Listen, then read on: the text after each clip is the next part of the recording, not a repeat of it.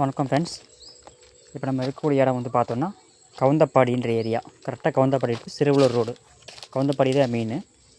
இது வந்து செவ்வாழை ஃபீல்டு. லாஸ்ட் டைம் நம்ம இன்ஜெக்ஷன் பண்ணியிருந்தோம், ஸ்டெம் இன்ஜெக்ஷனு. வாழை வளர்ச்சி இல்லைன்றக்கா பண்ணியிருந்தோம். ரொம்பவே உட்காந்துருந்துச்சு. லாஸ்ட் டைம் இன்ஜெக்ஷன் பண்ணும்போது ரொம்ப உட்காந்துருந்துச்சு. சொல்லப்போனால் இது எஞ்சி வருமா வராதான்னு தான் கேட்டாங்க. எஞ்சி வரமா இருந்தால் ஊசி போடுங்க, இல்லாட்டி வேண்டாம், இது அழிச்சிடலான்னு சொன்னாங்க இந்த காட்டை. சரியான இம்ப்ரூவ்மெண்ட்டு. உதாரணத்துக்கு இப்போ இந்த சைஸ் தான் இருந்துச்சு எல்லா வாழையுமே. ஊசி போடும்போது ஒரு 20 to 22 நாள் தான் இருக்கும். இந்த சைஸ் தான் இருந்தது. எல்லா வாழையும் இப்படி தான் இருந்துச்சு. இப்போ பக்கத்து வாழையெல்லாம் பாருங்கள், ரொம்ப உரம்ப கட்டினது உட்காந்துருச்சு. அது ஒன்றும் பண்ண முடியாது. உண்மையாகவே சரியான இம்ப்ரூவ்மெண்ட்டுங்க. சருகு நோய்க்காக ஊசி போட்டது, அது காஞ்சு ஸ்டாப் ஆயிடுச்சு. இங்கே புள்ளி வந்துருக்குங்களா, இது பக்கத்து கிளை அது வரைக்கும் இருந்தது. இப்போ அடுத்த இலைக்கு இல்லை. சருகு நோய் அப்படியே ஸ்டாப் ஆயிடுச்சு டோட்டலாக. செவ்வாழை குருத்தோ நல்லா தெளிவாக இருந்துச்சு. லாஸ்ட் டைம் போரான் குறைபாடு, நுண்ணுட்ட குறைபாடு இருந்துச்சு, மெக்னீசியம் குறைபாடு இருந்துச்சு.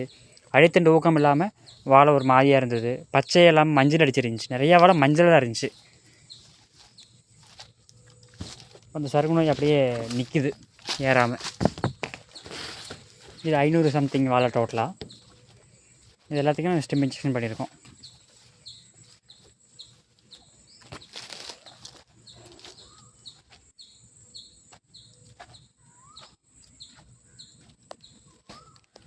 வாழை வந்து நல்லா வளர்ச்சி வந்திருக்கு லாஸ்ட் டைம் போட்டது.